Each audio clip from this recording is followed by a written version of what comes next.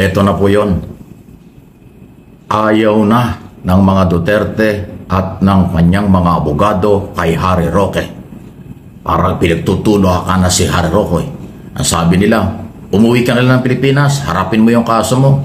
Ang dating sa mga Duterte at kanyang abogado, nakakagulo na itong dating spokesman Harry Roque. Pakinggan po ninyo itong balitang ito.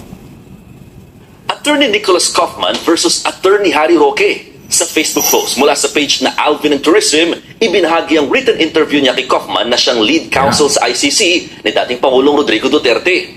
Medyo mainit daw ang ulo niya kay Roque. Ayon kay Kaufman, sobrang panggugulo ng dating tagapagsalita ni Digong. Kesyo sinubukan pa rin itong idemanda ang Dutch government para makalabas si Duterte gamit ang isang crazy scheme na halos ikapahamak pa rin ng buong defense team. Nang malaman pa raw ng Dutch lawyer na pugante si Roque, pinutol na nito ang contact sa dating presidential spokesperson. Dagdag pa ni Kaufman, walang may gusto kay Roque. Hindi raw interesado sa kanya si Duterte o kahit sino sa kampo nito. Huwag na raw makialam si Roque sa kaso ni Duterte at bumalik na siya sa Pilipinas para ayusin ang sarili niya mga gusot. Pero syempre, palaban si Roque. Dinipensahan niya ang sarili. Wala raw katotohanan ng sinasabing nakikialam siya sa kaso ni Duterte.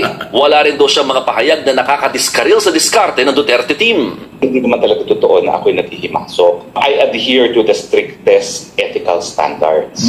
At alam ko na isa sa pangunahin talagang rule of ethics, huwag maghihipasok sa kaso ng iba. Inamin din ni Roque na ginusto niya rin maging miyembro ng legal team ni Duterte, pero hindi na nga ito natuloy dahil sa personal niyang issue. Pag sinabi ko kasi naghihimasok sa kaso, ito yung kaso na hinahawakan ni Kaufman sa ICC. At mula naman na naging malinaw sa akin na ayaw niyang makipagtrabaho sa akin, hindi ko naman pinagpilitan ng sarili ko. No?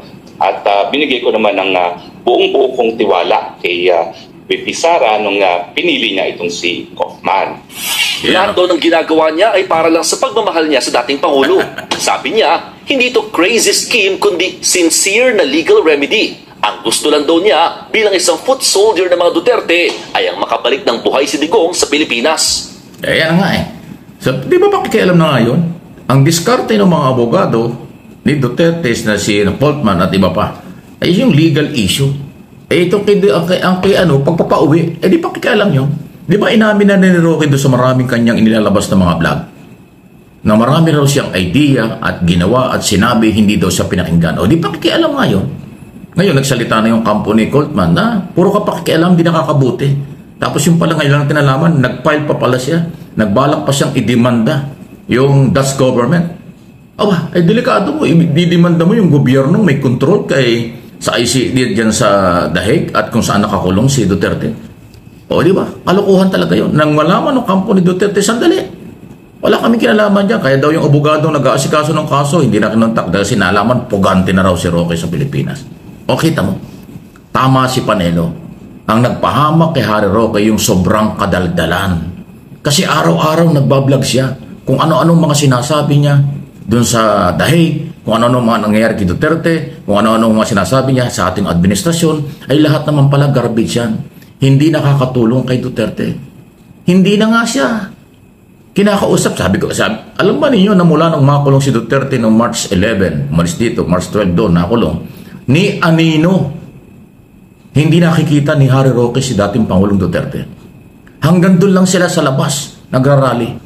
Hindi siya pinayagan ng security at hindi inirekomenda ni Sara Duterte na siya makita ng personal ng kanyang ama. Walang nakikitang hindi immediate family si Duterte mula ng makulong. Yan ang policy ng security ng The Hague. Tapos ang ingay-ingay ng mga vlogger nila, ng mga abogado at politiko na pupunta sa The Hague, wala namang nangyayari. Si Robin Padilla ilang beses na bumalik doon. Si Amy at saka si Sara ilang beses na. Buti pa si Sara nakakausap yung kanyang ama. Si Amy hindi rin. Naging super alalay lang at bodyguard sila ni Amy, ni Sara. Yan ho yung nangyayari doon. Hindi tayo nakikialam. Ipinabalita ko sa inyo kasi ito si Harry Roque, si Amy, si Robin Padilla o yung mga DDS senador, pang nagsasalita, akala mo may kontak kay Digong Duterte. Akala mo nakakausap nila si Duterte. Akala mo meron silang alam sa nangyayari. Hindi. Ang totoo, si Coltman lang, yung abogado, at saka ang mga Duterte ang nakakaalam ng nangyayari. Yung nasa labas, yun ay mga amuyong lang. Yun ay mga tagatahol lang.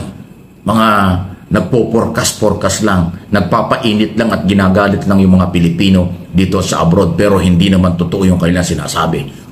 Nako, Sir Mike, tumpak na tumpak po ang inyong sinasabi. Talagang yung mga vlogger dun sa labas ng The Hague, ICC, gusto lang naman po talaga niyan mga makakuha ng views. O, di ba, si Maharlika nga, nagseselos dun kay naiinggit kay Alvin and Tourism. Kasi si Alvin and Tourism, simula nung nakulong si Digong, hanggang ngayon, nakaka 751,000 followers na. Sa Blue App. Imagine niyo kung gaano kabilis ang subscriber nitong si Alvin and Tourism. Ngayon, syempre, nasasapawan niyan si Maharlika. Dahil si Maharlika bumalik ng Amerika. Wala talaga siyang andoon. Kumbaga nalalaman talaga doon sa ICC. Nakikibalita lang siya.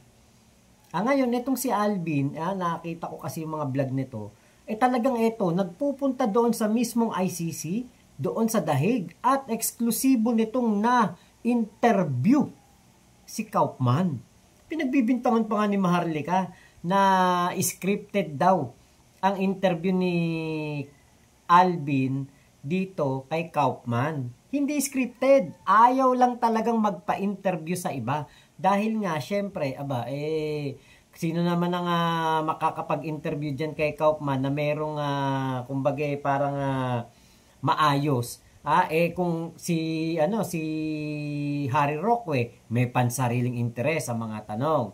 Tapos, itong si Maharlika, kung magtatanong to kay Kaufman, wala naman itong alam sa mga interview. Kita niyo naman, bakyang-bakya, chipipay na chipipay, palengkerang-palengkera si Maharlika. Sino pa yung ibang mga pupunta doon na mga vlogger? Diba? Wala. For views lang talaga lahat ng mga DDS vlogger na gustong makapunta ng The Hague sa ICC. Wala pong ibang iniisip yung mga yan kung hindi malaki ang views na matatanggap nila. Syempre kapag ikaw nandun ka, malapit ka na kay Digong ilang dipa na lang, diba? Layo mo kay Digong. Pero yun ang totoo. Wala kang pagkakataon na makausap si Digong doon. Ni anino ni Digong, hindi mo makikita. Tanging sila lang naman, Sara, yung mga anak, Baste, Pulong, Kitty. Ngayon nga, itong si Hanilet, bawal na ring dumalaw. Pagkatapos niyang questionin ang ginagawa ni Kaufman at nababagalan sa kilos daw ni Kaufman,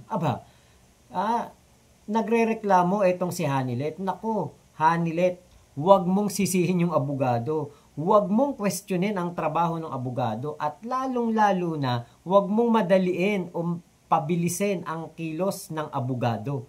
Hindi mo ba alam, napakahirap ng ginagawa ni Kaufman? Saka nakakita nun, 2,000 ebidensya laban kay Digong ang ipinasa ng prosecution o ng mga nagdemanda dito kay Digong sa ICC. Buti nga tinanggap pa ni Kaufman yan Buti nga si Kaufman iniisip pa rin kahit papaano yung kikitain niya kay Digong. Pero alam nyo, wala na ng ibang tatanggap na abogado dyan sa kaso ni Digong sa ICC dahil po sa dami at sa lakas ng mga ebidensya. Napakahirap ipagtanggol ni Digong. Yun ang totoo. Kahit ano pa gawin ni Harry Roque, kahit na gumamit pa siya ng mga crazy scheme, malabo, at kahit idemanda pa niya ang Dutch government, magmumukha lang mga tanga ang mga supporter ni Digong, lalong-lalo na si Roque na nandiyan sa labas ng ICC. Kahit nga yung mga Pilipino diyan, mga bobo din. Saka nakakita nun. Si Hanilet pumunta dyan sa The Hague, sa ICC, para dalawin si Digong, tapos aayain mamasyal sa Germany. Kita niya, nagsama-sama mga bobo dyan ng mga Pilipino. Nakakahiya. Yung tinatawag nilang Duterte Street dyan sa harap ng ICC sa The Hague, yan po ay naging mga tambayan ng mga bobong Pilipino dyan sa The Hague, Netherlands. Kumbaga sa irrelevant, kumbaga sa mga abogado, irrelevant yung sinasabi ni Roque at ng iba pang abogado kasi wala silang personalidad doon sa kaso. Si Kaufman ang merong authority sa lahat ng diskarte. With former President Duterte. Yun po ang totoo. Anong advice? Umuwi ka na lang, Roque, hindi ka nakakatulong, nakakasira ka pa. Yan namang mga DDS dito at sa abroad, tuwan-tuwa kay Roque dahil ang dami sinasabi ni Roque. Lahat naman pala suntok sa buwan. Lahat pala naman ay pangarap, panaginip, speculation, walang authority. O ano ngayon? Nagkalabasan na. Matagal nang tahimik si Atty. Coltman, pero nakikiramdam ngayon, nagpa-interview at sinabi na niya, nakakagulo, nagpapagulo lang, hindi nakakatulong si Harry Roque sa kaso. Ganon matindi. Yan ay hindi fake news. Si Roque walang gagawin kung hindi mag-deny. Hindi naman niya aaminin siya ay madaldal. Hindi naman niya aaminin siya ay walang tunay itutulong. Ang pinipilit niya sa sarili niya ay siya magaling, international lawyer, siya ay may malasakit, siya ay totoong nagmamahal si Duterte. Hanggang doon lang yun. Yung lahat na sinasabi ni Roque, hindi yan, walang pakialam ang korte dyan. Walang pakialam dyan ang ICC. Yan ang totoo. Pero hindi ito may ipapaliwanag at hindi kayang ipaliwanag ng mga DDS vlogger at supporters. Kasi hindi nila alam siguro yun. Pangalawa, takot sila. Ayaw nilang magalit si Roque sa kanilang tuluyan kasi si Roque maraming alam sa kanila. Sa totoo lang, si Roque ay maraming alam sa DDS vlogger. Si Roque ay maraming alam sa loob ng mga Duterte. Kaya hindi rin nila mabanatan si Roque, kaya hindi nila matapik ang mga pinagagawa ni Roque kasi takot silang mabalikan nitong madaldal na dating spokesman, abogado Harry Roque. Pero ngayon, nagsalita na yung kampo, Chief Legal Counsel, yung abogado mismo na si Coltman, Attorney Nicolas Coltman ni Duterte, yan ang inyong paniwalaan. Garbage ang mga galaw at sinasabi ni Harry Roque. Pero siyempre, pamacho ang dating. Hindi naman ako nakikialam. Pero sa kanya rin mga vlog, ang dami niya sinasabi. Pagod na raw siya. Ang dami raw niya sinabi at ginawa. Hindi daw siya pinakikinggan. Wala daw galaw ang mga Duterte, wala rin galaw ang mga DDS. O di ba? Nakialam ka, nag-try kang makialam, hindi ka lang pinakinggan. Tapos sasabihin mo ngayon, hindi ka nakikialam. Ay sinabi na nung kampo ni Duterte, yung pakikialam mo, nakakasira lang. Delikado pa sa kanyang kliyente. Naloko na! Ayan po ang totoo, hindi yan fake news. Ang magsasabi ng fake news, itong isyong ito, sarado ang isip. Kasi tanga. Sarado ang isip, kasi bobo. Kung sino yon, alam mo na yun kung sino ka. Diba? Yun lang yun. Diretsahan tayo. Wala rin akong pakalam sa inyo.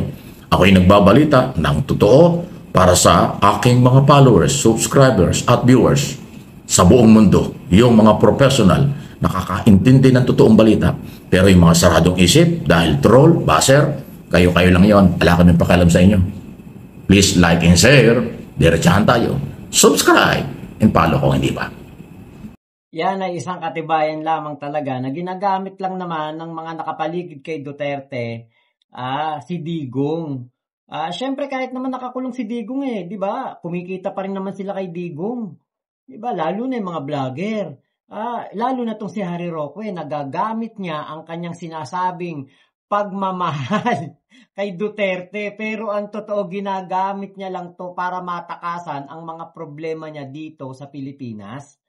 Diba? Yun ang kanyang yun lang naman talaga ang kanyang ginawa. Nung si Digong ay nahuli ng Interpol dito sa Pilipinas at sinurrender sa The Hague sa ICC, biglang pumunta si Harry Roque dyan sa ICC. At akala mo kung sino na pumunta ng The Hague ICC at sinasabi niya, my client is inside the prison. Digong Duterte, Rodrigo Duterte. I'm the lawyer of Digong Duterte. Pero anak ng teteng, sa tinagal-tagal ni Harry Roque sa the Netherlands, dyan sa The Hague ICC, ni hindi niya nakausap ng personal si Harry Roque, si Digong. Hindi niya naman lang nakausap si Digong. Diba?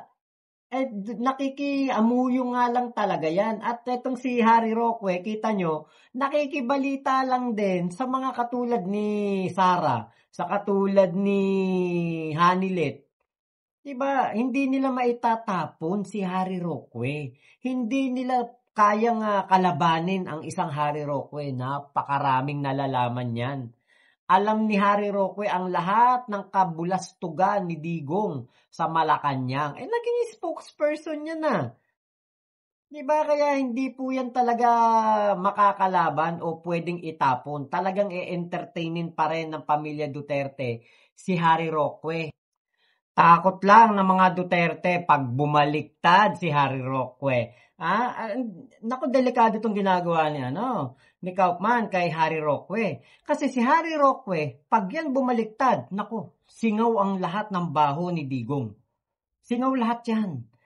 Si Harry Roque ang merong pinakamaraming nalalaman na mga katarantaduhan, mga paggurgur sa EJK, pati yung tungkol sa illegal na pulburon at lalong-lalo na sa Pogo. Alam lahat ni Harry Roque kung sino mga kumita sa Pogo. Yan ang expertise ni Harry Roque. Naalala niyo yun? Siya ang merong pinakamaraming nalalaman sa Pogo. Kaya nga, umiska po, di ba? Nagtago sa ibang bansa dahil ayaw po na makulong dito sa Pilipinas dahil mapipiga siya. Dahil marami siyang nalalaman sa mga kabulastugan ni Digong sa Pogo. Kay Alice Gu. Di ba? Kaya, nako, pag kinalaban ni Kaufman, si Harry Roque, baka mamaya umuwi nga talaga yan at magsalita na dito sa Pilipinas at bumaliktad na at ikanta na ang kanyang dating amo. So, yun lamang po. Maraming salamat sa pagsama nyo sa vlog ko na ito. Thank you, Sir Mike Abe, sa video po na inyong aking nireaksyonan. At siyempre, kailangan po natin na suportahan ang walang fake news na si Sir Mike Abe, MA Pinoy TV at Mike Abe Opinions dito po sa YouTube. Maraming salamat po. Bye-bye. Mama chup chup. Love you. God bless us all. Pilipinas. God first.